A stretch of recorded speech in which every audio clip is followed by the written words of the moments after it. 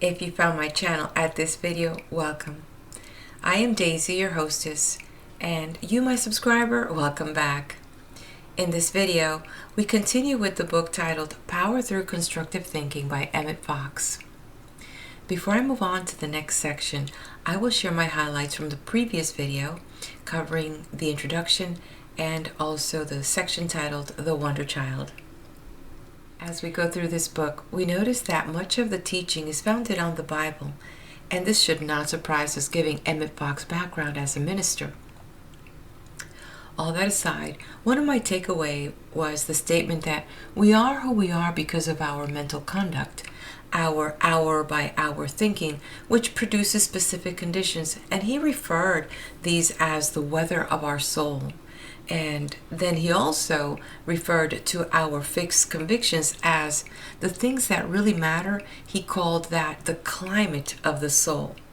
And he said that these mold our destiny. So in a way, he's insinuating that we are in control of our destiny.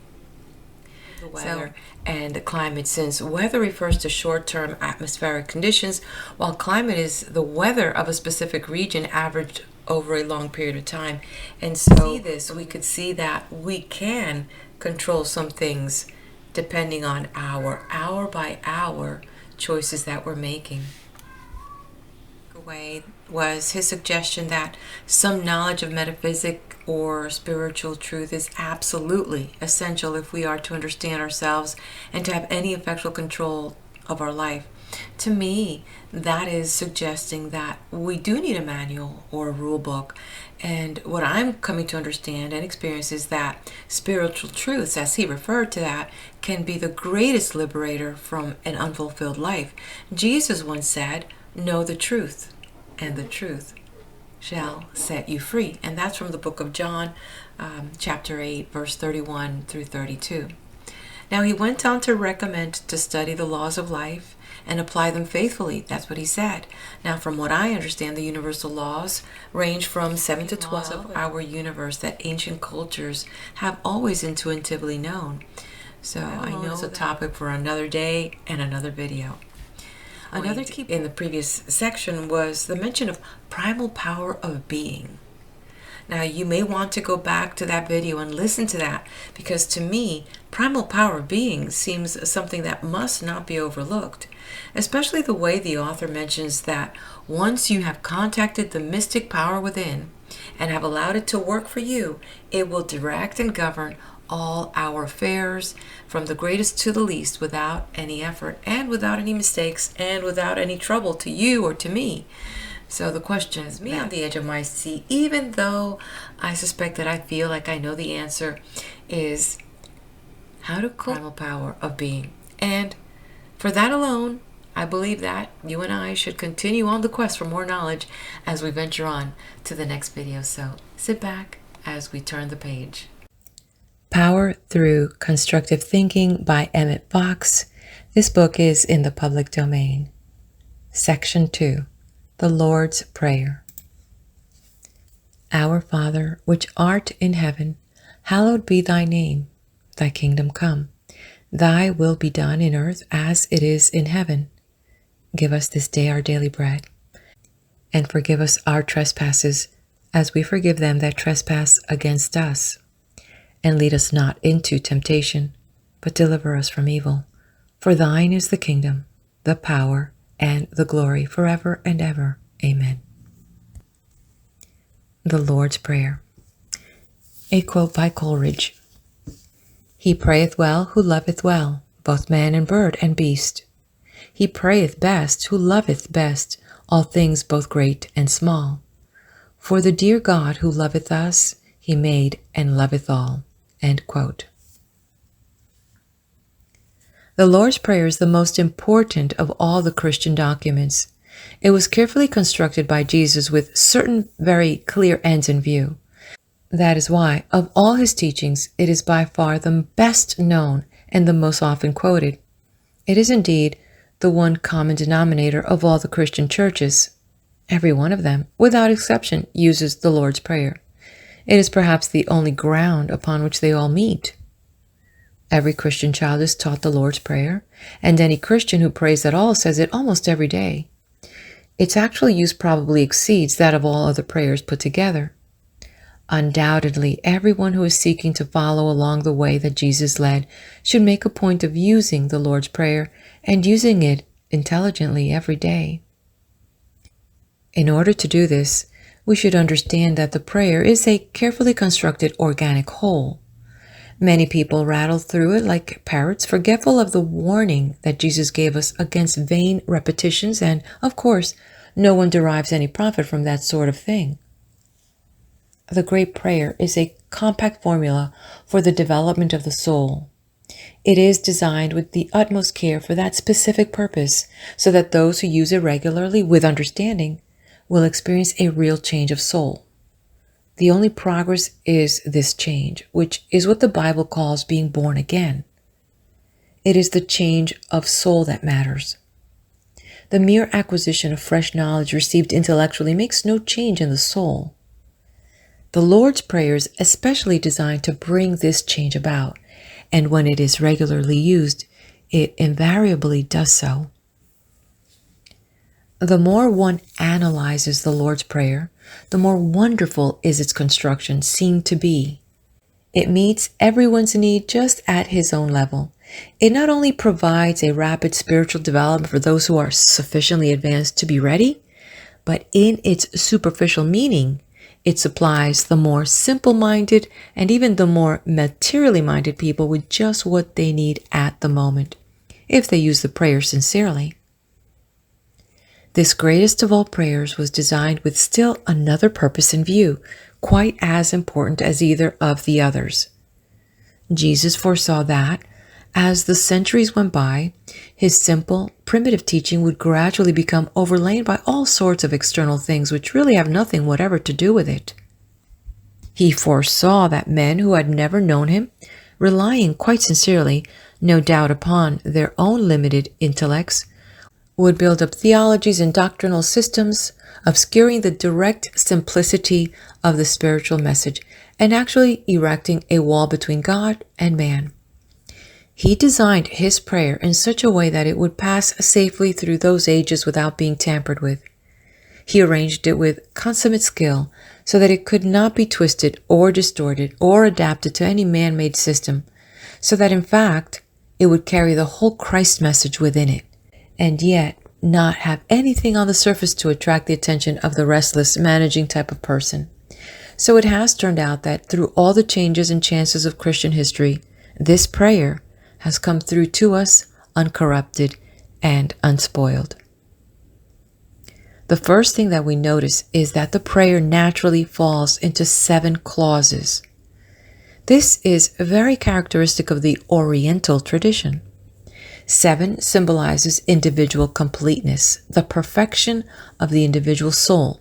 Just as the number 12 in the same convention stands for corporate completeness, in practical use, we often find an 8th clause added.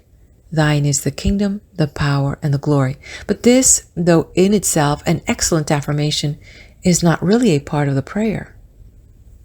The 7 clauses are put together with the utmost care in perfect order and sequence, and they contain everything that is necessary for the nourishment of the soul. Let us consider the first clause. Our Father. This simple statement in itself constitutes a definite and complete system of theology. It fixes clearly and distinctly the nature and character of God. It sums up the truth of being. It tells all that man needs to know about God and about himself and about his neighbor. Anything that is added to this can only be by way of commentary and is more likely that not to complicate and obscure the true meaning of the text. Oliver Wendell Holmes said, "My religion is summed up in the first 2 words of the Lord's Prayer," and most of us will find ourselves in full agreement with him. Notice the simple, clear-cut, definite statement, Our Father. In this clause, Jesus lays down once and for all that the relationship between God and man is that of father and child. This cuts out any possibility that the deity could be the relentless and cruel tyrant that is often pictured by theology. Jesus says definitely that the relationship is that of parent and child, not an oriental despot dealing with groveling slaves, but parent and child. Now we all know perfectly well that men and women, however short they may fall in other respects, nearly always do the best they can for their children.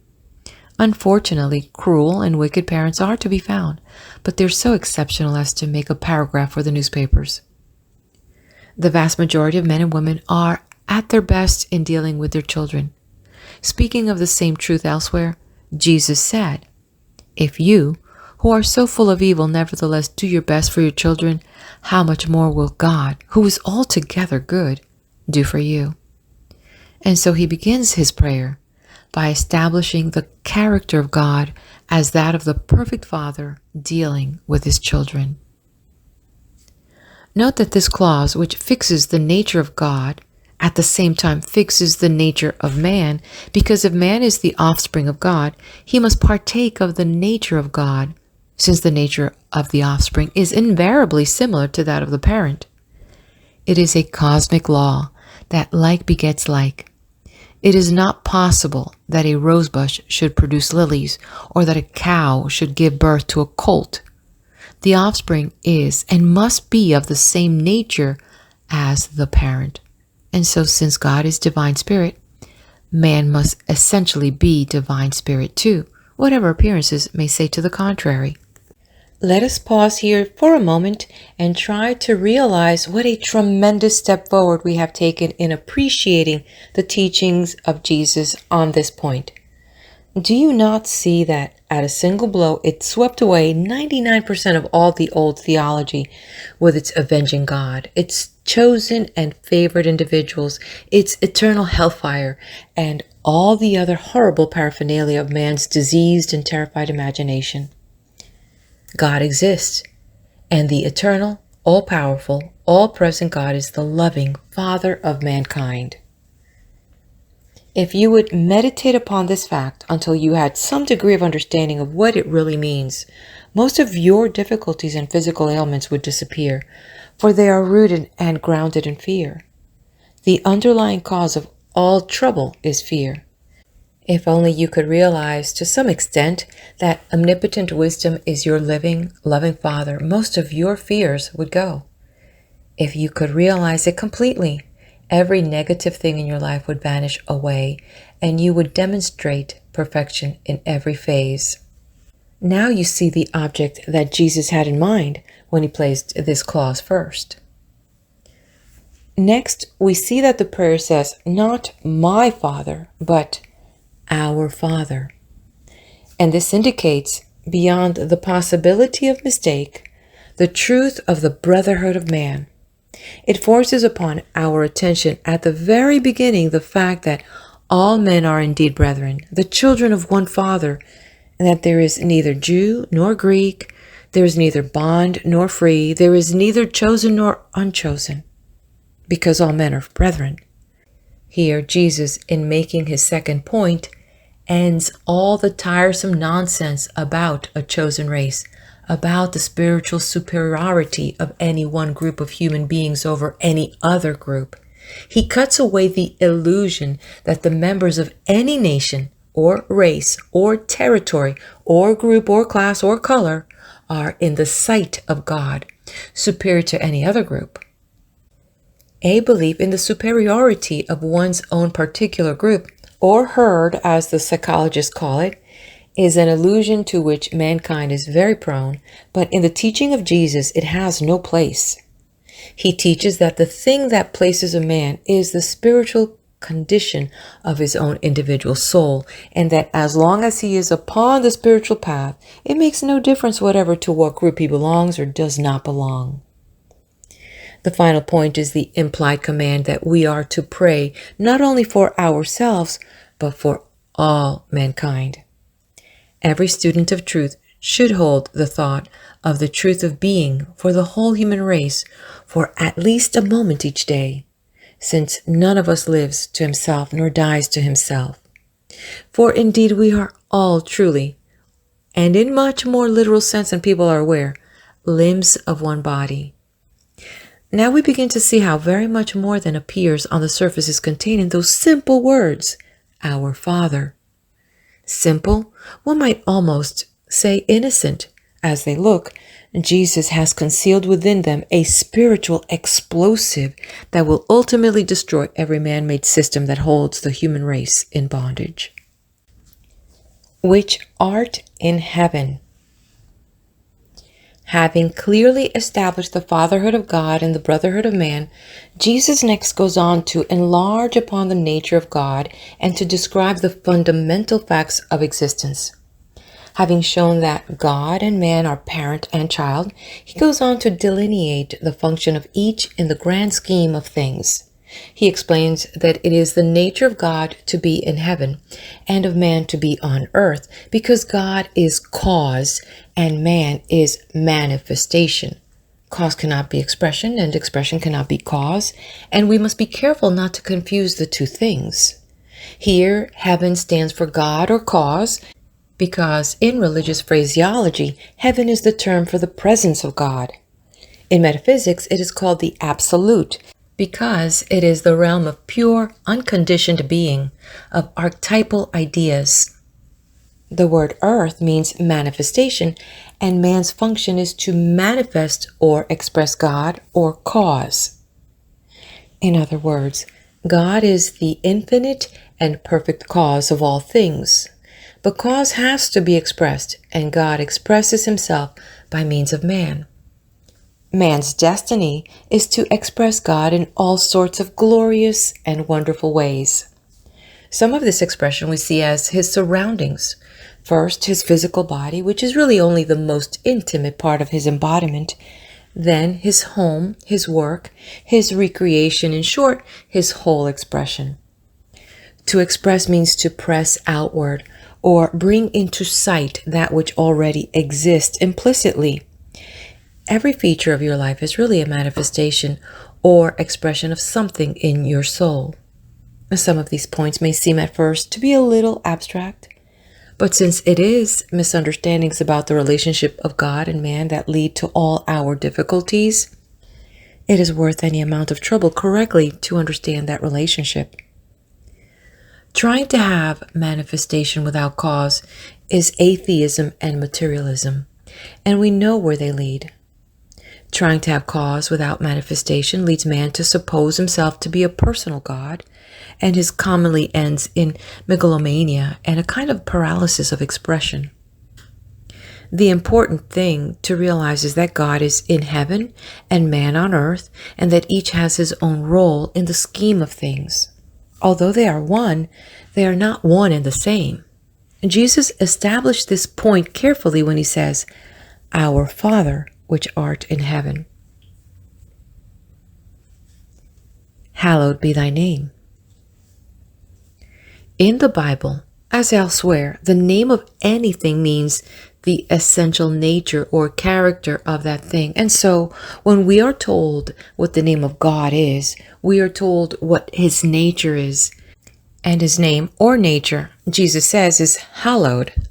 Now, what does the word hallowed mean? Well, if you trace the derivation back into Old English, you will discover a most extraordinarily interesting and significant fact. The word hallowed has the same meaning as holy, whole, wholesome, and heal or healed. So we see that the nature of God is not merely worthy of our veneration, but is complete and perfect, altogether good. Some very remarkable consequences follow from this. We have agreed that an effect must be similar in its nature to its cause, and so because the nature of God is hallowed, everything that follows from that cause must be hallowed or perfect too. Just as a rosebush cannot produce lilies, so God cannot cause or send anything but perfect good. As the Bible says, the same fountain cannot send forth both sweet and bitter water. From this, it follows that God cannot, as people sometimes think, send sickness or trouble or accidents, much less death, for these things are unlike his nature. Hallowed be thy name means Thy nature is altogether good, and thou art the author only of perfect good, of purer eyes than to behold evil, and canst not look on iniquity. If you think that God has sent any of your difficulties to you for no matter how good a reason, you are giving power to your troubles, and this makes it very difficult to get rid of them. Thy kingdom come, thy will be done in earth as it is in heaven. Man, being manifestation or expression of God, has a limitless destiny before him. His work is to express in concrete, definite form the abstract ideas with which God furnishes him. And in order to do this, he must have creative power. If he did not have creative power, he would be merely a machine through which God worked, an automaton. But man is not an automaton. He is an individualized consciousness. God individualizes himself in an infinite number of distinct focal points of consciousness, each one quite different. And therefore each one is a distinct way of knowing the universe, each a distinct experience. Notice carefully that the word individual means undivided. The consciousness of each one is distinct from God and from all others, and yet none are separated. How can this be? How can two things be one and yet not one and the same? The answer is that in matter, which is finite, they cannot, but in spirit, which is infinite, they can. With our present limited three-dimensional consciousness, we cannot see this, but intuitively we can understand it through prayer. If God did not individualize himself, there would be only one experience. As it is, there are as many universes as there are individuals to form them through thinking. Thy kingdom come means that it is our duty to be ever occupied in helping to establish the kingdom of God on earth. That is to say, our work is to bring more and more of God's ideas into concrete manifestation upon this plane. That is what we're here for. The old saying, God has a plan for every man and he has one for you, is quite correct. God has glorious and wonderful plans for every one of us. He has planned a splendid career full of interest, life, and joy for each, and if our lives are dull or restricted or squalid, that is not his fault, but ours. If only you will find out the thing God intends you to do and will do it, you will find that all doors will open to you. All obstacles in your path will melt away. You will be acclaimed a brilliant success. You will be most liberally rewarded from the monetary point of view, and you will be gloriously happy. There is a true place in life for each one of us, upon the attainment of which we shall be completely happy and perfectly secure. On the other hand, until we do find our true place, we never shall be either happy or secure, no matter what other things we may have. Our true place is the one place where we can bring the kingdom of God into manifestation and truly say, Thy kingdom cometh. We have seen that man too often chooses to use his free will in a negative way. He allows himself to think wrongly, selfishly, and this wrong thinking brings upon him all his troubles.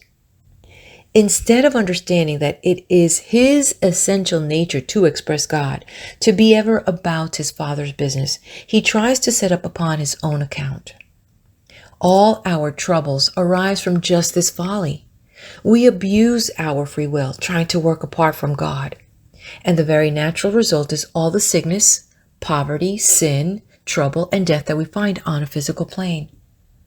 We must never for a moment try to live for ourselves, or make plans or arrangements without reference to God, or suppose that we can be either happy or successful if we are seeking any other end than to do his will. Whatever our desire may be, whether it be something concerning our daily work or our duty at home, our relations with our fellow man, our private plans for the employment of our own time, if we seek to serve self instead of God, we are ordering trouble, disappointment, and unhappiness, notwithstanding what the evidence to the contrary may seem to be. Whereas if we choose what through prayer we know to be His will, then we are ensuring for ourselves ultimate success, freedom, and joy, however much self-sacrifice and self-discipline it may involve at the moment. Our business is to bring our whole nature as fast as we can into conformity with the will of God by constant prayer and unceasing through unanxious watching. Our wills are ours to make them thine. In His will is our peace, said Dante, and the Divine Comedy is really a study in fundamental states of consciousness. The Inferno representing the state of the soul that is endeavoring to live without God, the Paradiso representing the state of the soul that has achieved its consciousness unity with the divine will, and the Purgatorio, the condition of the soul that is struggling to pass from one state to the other. It was this sublime conflict of the soul which wrung from the heart of the great Augustine the cry, quote, "Thou hast made us for thyself, and our hearts are restless until they repose in thee." End quote. Give us this day our daily bread. Because we are the children of a loving Father, we are entitled to expect that God will provide us fully with everything we need. Children naturally and spontaneously look to their human parents to supply all their wants, and in the same way we should look to God to supply ours. If we do so in faith and understanding, we shall never look in vain. It is the will of God that we should all lead healthy, happy lives, full of joyous experience, that we should develop freely and steadily day by day and week by week, as our pathways unfold more and more unto the perfect day. To this end, we require such things as food, clothing, shelter, means of travel, books, and so on. Above all, we require freedom. And in the prayer, all these things are included under the heading of bread. Bread, that is to say, means not merely food in general, but all things that man requires for a healthy, happy, free, and harmonious life. But in order to obtain these things, we have to claim them. Not necessarily in detail, but we have to claim them. And we have to recognize God and God alone as the source and fountainhead of all our good. Lack of any kind is always traceable to the fact that we have been seeking our supply from some secondary source instead of from God Himself, the author and giver of life. People think of their supply as coming from certain investments or from a business or from an employer, perhaps, whereas these are merely the channels through which it comes, God being the source. The number of possible channels is infinite. The source is one. The particular channel through which you are getting your supply is quite likely to change because change is the cosmic law for manifestation. Stagnation is really death, but as long as you realize that the source of your supply is the one unchangeable spirit, all is well. The fading out of one channel will be but the signal for the opening of another.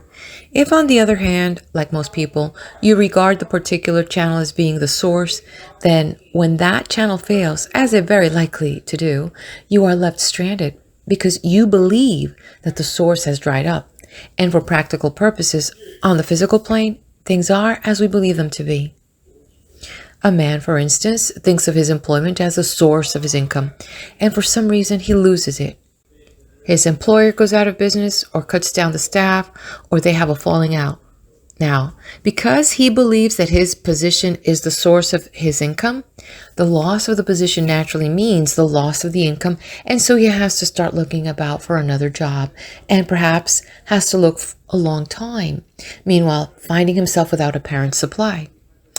If such a man had realized through regular daily treatment that God was his supply, and his job only the particular channel through which it came, then, upon the closing of that channel, he would have found another, and probably a better one, opening immediately.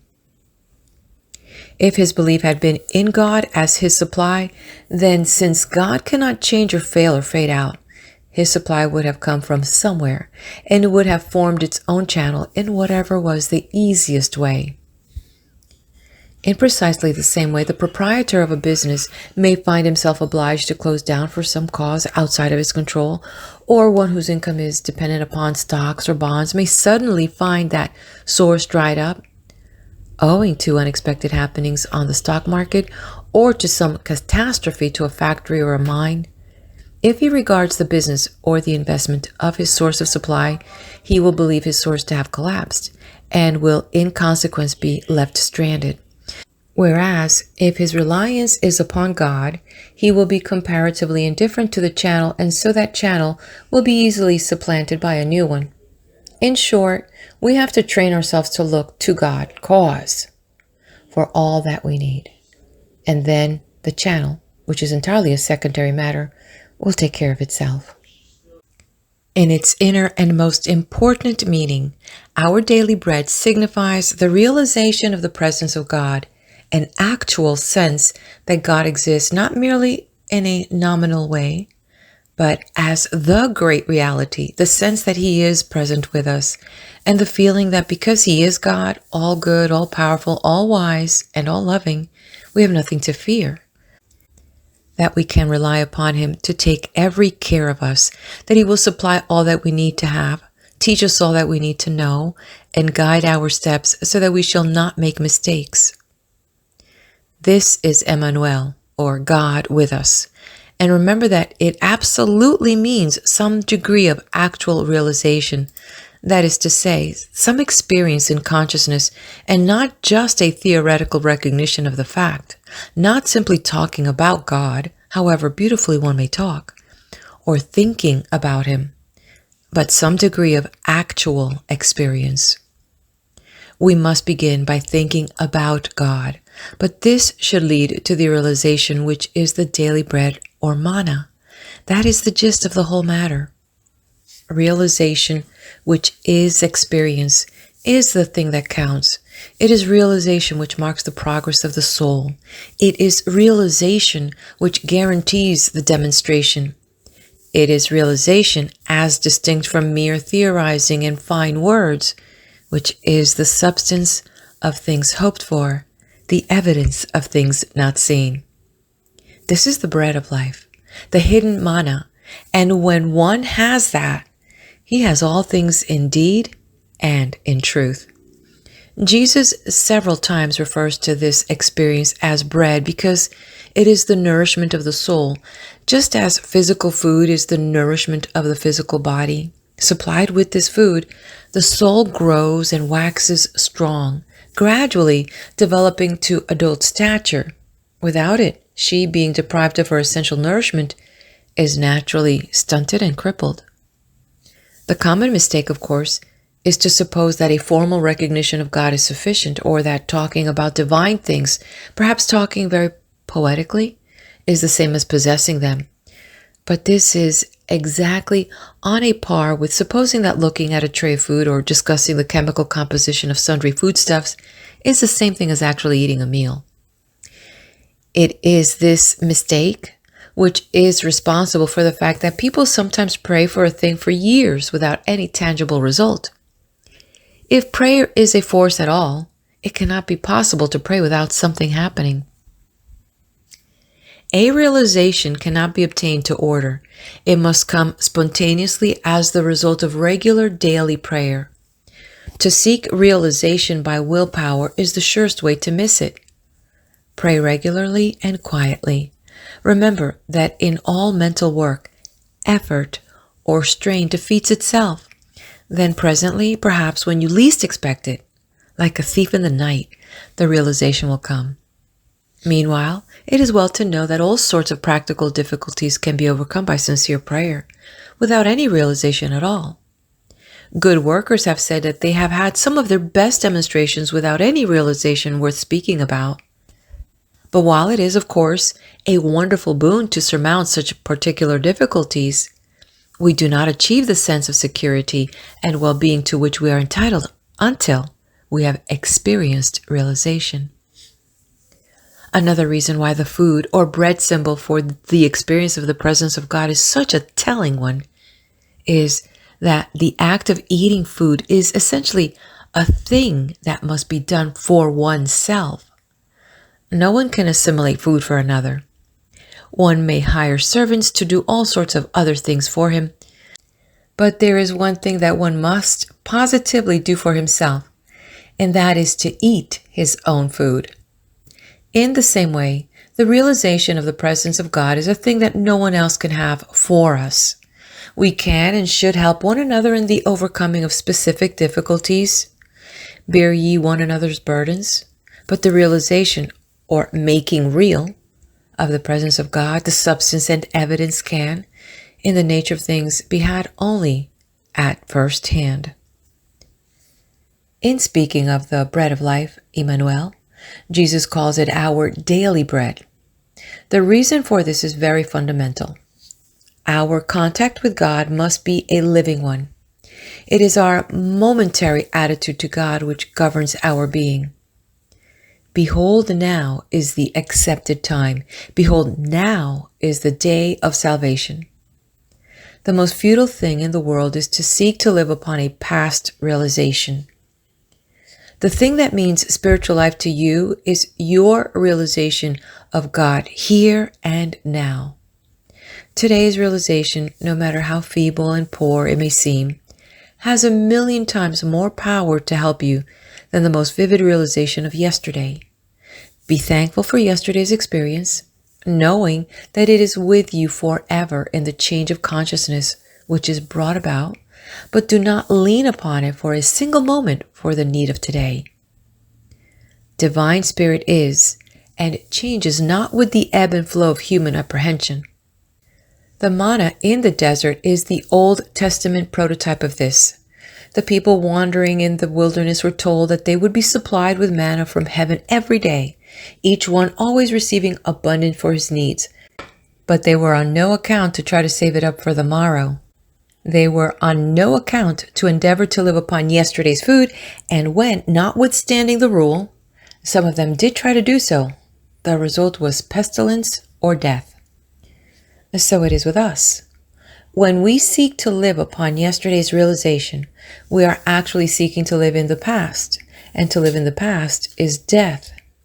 The art of life is to live in the present moment and to make that moment as perfect as we can by the realization that we are the instruments and expression of God Himself. The best way to prepare for tomorrow is to make today all that it should be. Forgive us our trespasses as we forgive them that trespass against us. This clause is the turning point of the prayer. It is the strategic key to the whole treatment. Let us notice here that Jesus has so arranged this marvelous prayer that it covers the entire ground of the unfoldment of our souls completely, and in the most concise and telling way. It omits nothing that is essential for our salvation, and yet so compact is it that there is not a thought or a word too much. Every idea fits into its place with perfect harmony and in perfect sequence. Anything more would be redundance. Anything less would be incompleteness, and at this point, it takes up the critical factor of forgiveness.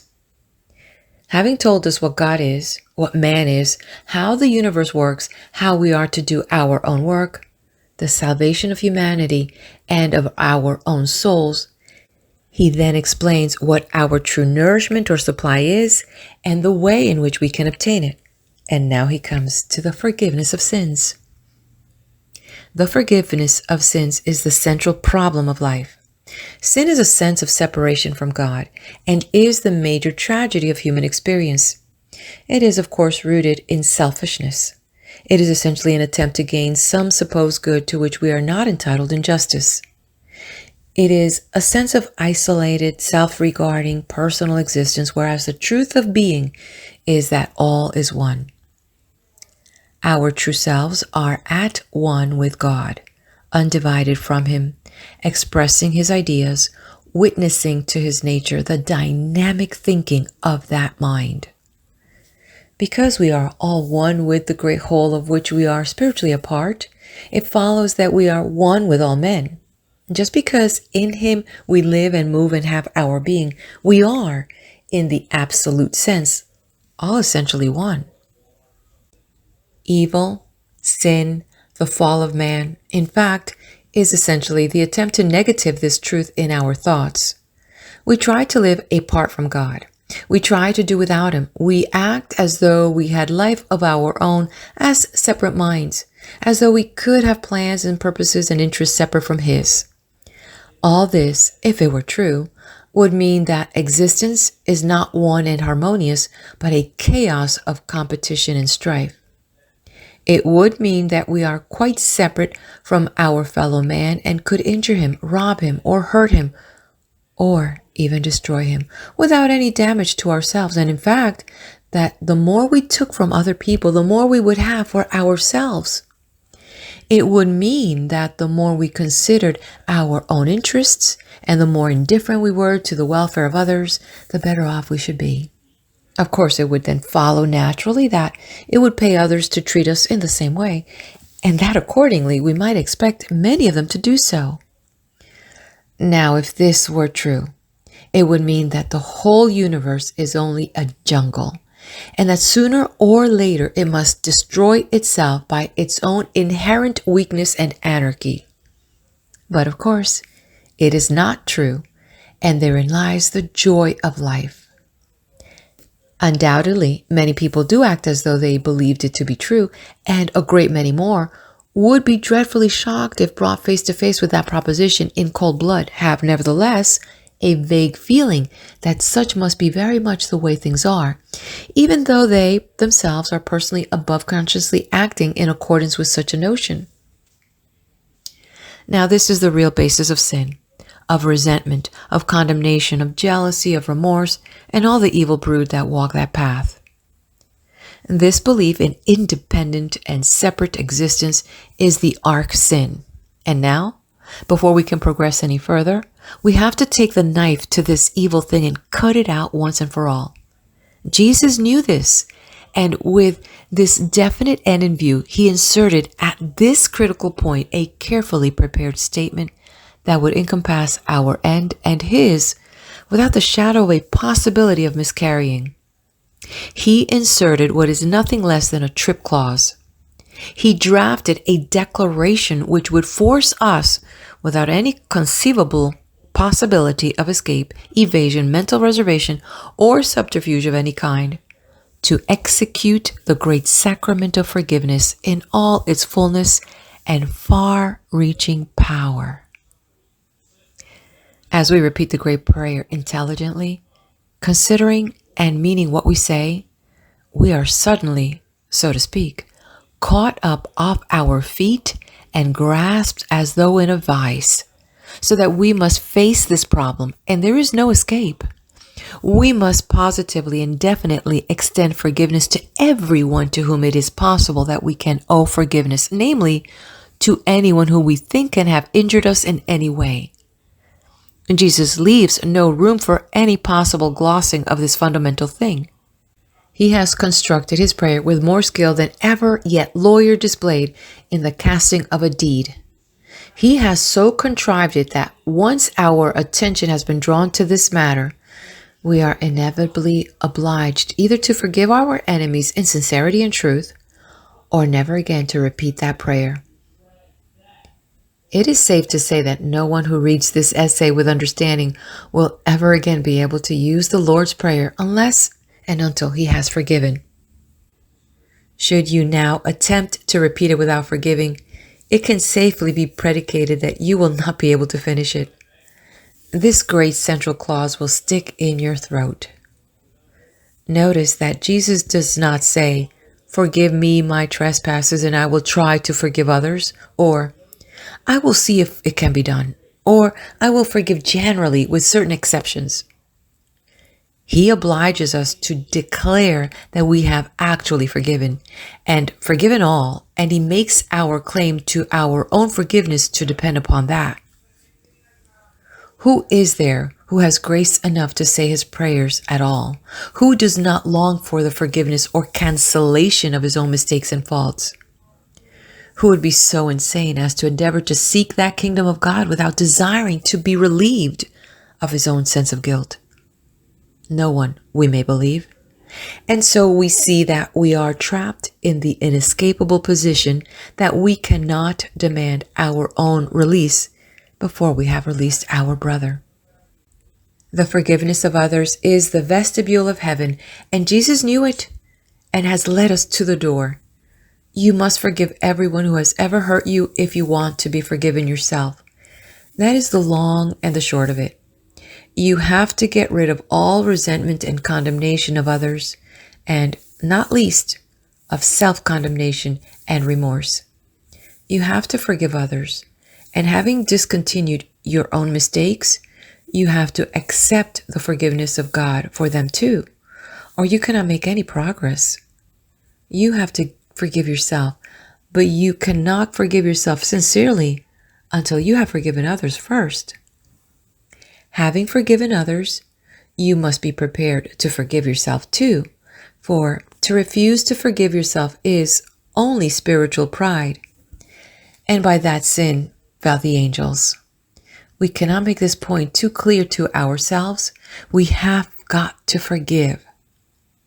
There are few people in the world who have not at some time or other been hurt, really hurt by someone else, or been disappointed or injured or deceived or misled. Such things sink into the memory where they usually cause inflamed and festering wounds, and there is only one remedy. They have to be plucked out and thrown away. And the one and only way to do that is by forgiveness. Of course, nothing in all the world is easier than to forgive people who have not hurt us very much. Nothing is easier than to rise above the thought of a trifling loss. Anybody will be willing to do this. But what the law of being requires of us is that we forgive not only these trifles, but the very things that are so hard to forgive that at first it seems impossible to do it at all. The despairing heart cries, "It is too much to ask. That thing meant too much to me. It is impossible. I cannot forgive it." But the Lord's Prayer makes our forgiveness from God, which means our escape from guilt and limitation, dependent upon just this very thing. There is no escape from this. And so forgiveness there must be, no matter how deeply we may have been injured or how terribly we have suffered. It must be done. If your prayers are not being answered, search your consciousness and see if there is not someone whom you have not yet to forgive. Find out if there is not some old thing about which you are very resentful. Search and see if you are not really holding a grudge. It may be camouflaged in some self-righteous way against some individual or some body of people, a nation, a race, a social class, some religious movement of which you disapprove perhaps, a political party, or whatnot. If you are doing so, then you have an act of forgiveness to perform, and when this is done, you will probably make your demonstration. If you cannot forgive at present, you will have to wait for your demonstration until you can, and you will have to postpone finishing your recital of the Lord's Prayer too, or involve yourself in the positioning that you do not desire the forgiveness of God. Setting others free means setting yourself free, because resentment is really a form of attachment. It is a cosmic truth that it takes two to make a prisoner, the prisoner and a jailer. There is no such thing as being a prisoner on one's own account. Every prisoner must have a jailer, and the jailer is as much a prisoner as his charge. When you hold resentment against anyone, you are bound to that person by a cosmic link, a real, though mental chain. You are tied by a cosmic tie to the thing that you hate. The one person perhaps in the whole world whom you most dislike is the very one to whom you are attaching yourself by a hook that is stronger than steel. Is this what you wish? Is this the condition in which you desire to go on living? Remember, you belong to the thing with which you are linked in thought, and at some time or other, If that tie endures, the object of your resentment will be drawn again into your life, perhaps to work further havoc. Do you think that you can afford this? Of course, no one can afford such a thing, and so the way is clear. You must cut all such ties by a clear and spiritual act of forgiveness. You must loose him and let him go. By forgiveness, you set yourself free. You save your soul.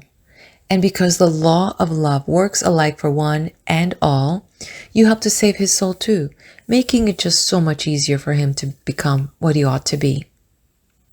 But how, in the name of all that is wise and good, is the magic act of forgiveness to be accomplished, when we have been so deeply injured that, though we have long wished with all our hearts that we could forgive, we have nevertheless found it impossible, when we have tried and tried to forgive, but have found the task beyond us? The technique of forgiveness is simple enough, and not very difficult to manage when you understand how. The only thing that is essential is willingness to forgive. Provided you desire to forgive the offender, the greatest part of the work is already done. People have always made such a bogey of forgiveness because they have been under the erroneous impression that to forgive a person means that you have to compel yourself to like him.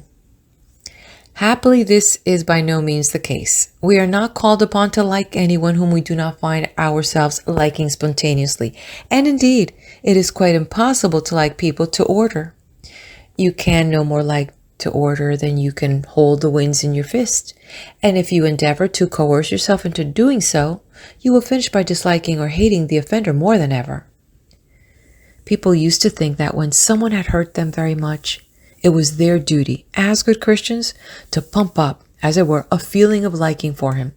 And since such a thing is utterly impossible, they suffered a great deal of distress and ended necessarily with failure and a resulting sense of sinfulness. We are not obliged to like anyone, but we are under a binding obligation to love everyone. Love or charity, as the Bible calls it, meaning a vivid sense of impersonal goodwill. This has nothing directly to do with the feelings, though it is always followed, sooner or later, by a wonderful feeling of peace and happiness. The method of forgiving is this. Get by yourself and become quiet. Repeat any prayer or treatment that appeals to you, or read a chapter of the Bible. Then quietly say, I fully and freely forgive X, mentioning the name of the offender. I loose him and let him go. I completely forgive the whole business in question. As far as I'm concerned, it is finished forever. I cast the burden of resentment upon the Christ within me. He is free now, and I am free too. I wish him well in every phase of his life. That incident is finished. The Christ truth has set us both free. I thank God. Then get up and go about your business. On no account repeat this act of forgiveness because you have done it once and for all. And to do it a second time would be tacitly to repudiate your own work. Afterward, whenever the memory of the offender or the offense happens to come into your mind, bless the delinquent briefly and dismiss the thought. Do this, however, many times the thought may come back. After a few days, it will return less and less often until you forget it altogether. Then perhaps after an interval, shorter or longer, the old trouble may come back to memory once more. But you will find that now all bitterness and resentment have disappeared, and you are both free with the perfect freedom of the children of God. Your forgiveness is complete. You will experience a wonderful joy in the realization of the demonstration. Everybody should practice general forgiveness every day as a matter of course. When you say your daily prayers, issue a general amnesty, forgiving everyone who may have injured you in any way, and on no account particularize. Simply say, I freely forgive everyone. Then in the course of the day, should the thought of grievance or resentment come up, bless the offender briefly and dismiss the thought. The result of this policy will be that very soon you will find yourself cleared of all resentment and condemnation, and the effect upon your happiness, your bodily health, and your general life will be nothing less than revolutionary. lead us not into temptation, but deliver us from evil. And this clause has probably caused more difficulty than any other part of the prayer. For many earnest people, it has been a veritable stumbling block. They feel, and rightly, that God could not lead anyone into temptation or into evil in any circumstance, and so these words do not ring true. For this reason, a number of attempts have been made to recast the wording. People have felt that Jesus could not have said what he is represented to have said, and so they look about for some phrasing which they think would be more in accordance with the general tone of his teaching.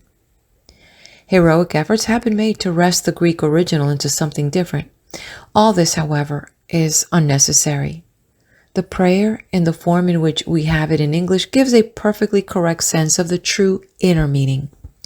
Remember that the Lord's Prayer covers the whole of the spiritual life. Condensed though the form is, it is nevertheless a complete manual for the development of the soul, and Jesus knew only too well the subtle perils and difficulties that can and do beset the soul when once the preliminary stages of spiritual unfoldment have been passed. Because those who are yet at a comparatively early stage of development do not experience such difficulties, they are apt to jump to the conclusion that this clause is unnecessary. But such is not the case. The facts are these. The more you pray, the more time you spend in meditation and spiritual treatment, the more sensitive you become. And if you spend a great deal of time working on your soul in the right way, you will become very sensitive. This is excellent, but like everything in the universe, it works both ways. The more sensitive and spiritual you become, the more powerful and effective are your prayers. You do better healing and you advance rapidly. But for the same reason, you also become susceptible to forms of temptation that simply do not beset those at an early stage. You will also find that for ordinary faults, even things that many men and women of the world would consider to be trifling, you will be sharply punished. And this is well because it keeps you up to the mark. The seemingly minor transgressions, the little foxes that spoil the vines, would fritter away our spiritual power if not promptly dealt with. No one at this level will be tempted to pick a pocket or burgle a house. But this does not by any means imply that one will not have difficulties, and because of their subtlety, even greater difficulties to meet. As we advance, new and powerful temptations await us on the path, ever ready to hurl us down if we are not watchful. Temptations to work for self-glory and self-aggrandizement instead of for God, for personal honors and distinctions, even for material gain. Temptations to allow personal preferences to hold sway in our councils when it is sacred duty to deal with all men in perfect impartiality. Above and beyond all other sins, the deadly sin of spiritual pride. Truly, the last infirmity of noble mind lurks on this road. Many fine souls who have triumphantly surmounted all other testings have lapsed into a condition of superiority and self-righteousness that has fallen like a curtain of steel between them and God. Great knowledge brings great responsibility. Great responsibility betrayed brings terrible punishment in its train. Noblesse oblique is preeminently true in spiritual things. One's knowledge of the truth, however little it may be, is a sacred trust for humanity that must not be violated. While we should never make the mistake of casting our pearls before swine, nor urge the truth in quarters where it is not welcome, yet we must do all that we wisely can to spread the true knowledge of God among mankind, that not one of these little ones may go hungry through our selfishness or our neglect. Feed my lambs, feed my sheep. The old occult writers were so vividly sensible of these dangers that, with their instinct for dramatization, they spoke of the soul as being challenged by various tests as it traversed the upward road. It was as though the traveler were halted at various gates or turnpike bars, and tested by some ordeal to determine whether he were ready to advance any further. If he succeeded in passing the test, they said, he was allowed to continue upon his way with the blessing of the challenger. If, however, he failed to survive the ordeal, he was forbidden to proceed. Now, some less experienced souls, eager for rapid advancement, have rashly desired to be subjected immediately to all kinds of tests, and have even looked about seeking for difficulties to overcome, as though one's own personality did not already present quite enough material for any one man or woman to deal with. Forgetting the lesson of our Lord's own ordeal in the wilderness, forgetting the injunction, "Thou shalt not tempt the Lord thy God," they have virtually done this very thing, with sad results. And so Jesus has inserted this clause in which we pray that we may not have to meet anything that is too much for us at the present level of our understanding. And if we are wise and work daily, as we should, for wisdom, understanding, purity, and the guidance of the Holy Spirit, we never shall find ourselves in any difficulty for which we have not the understanding necessary to clear ourselves. Nothing shall by any means hurt you. Behold, I am with you always. Thine is the kingdom and the power and the glory forever and ever. This is a wonderful gnomic saying, summing up the essential truth of the omnipresence and the allness of God. It means that God is indeed all in all, the doer, the doing, and the deed. And one can say also the spectator. The kingdom in this sense means all creation on every plane, for that is the presence of God, God as manifestation or expression. The power, of course, is the power of God. We know that God is the only power, and so when we work, as when we pray, it is really God doing it by means of us. Just as the pianist produces his music by means of, or through his fingers, so may mankind be thought of as the fingers of God. He is the power. If, when you are praying, you hold the thought that it is really God who is working through you, your prayers will gain immeasurably in efficiency. Say, God is inspiring me. If, when you have any ordinary thing to do, you hold that thought, divine intelligence is working through me now, you will perform the most difficult task with astonishing success.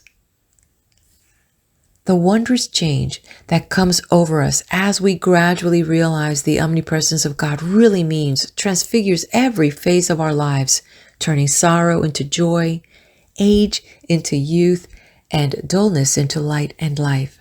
This is the glory, and the glory which comes to us is, of course, God's too. And the bliss we know in that experience is still God Himself, who is knowing that bliss through us. In recent years, the Lord's Prayer has often been rewritten in the affirmative form. In this style, for instance, the clause, "Thy kingdom come, thy will be done" becomes, "Thy kingdom is come, thy will is being done." All such paraphrases are interesting and suggestive, but their importance is not vital. The affirmative form of prayer should be used for all healing work, but it is only one form of prayer. Jesus used the invocatory form very often, though not always, and the frequent use of this form is essential to the growth of the soul. It is not to be confused with supplicatory prayer, in which the subject begs and whines to God as a slave pleading with his master. That is always wrong. The highest of all forms of prayer is true contemplation, in which the thought and the thinker become one. This is the unity of the mystic, but it is rarely experienced in the earlier stages. Pray in whatever way you find easiest, for the easiest way is the best.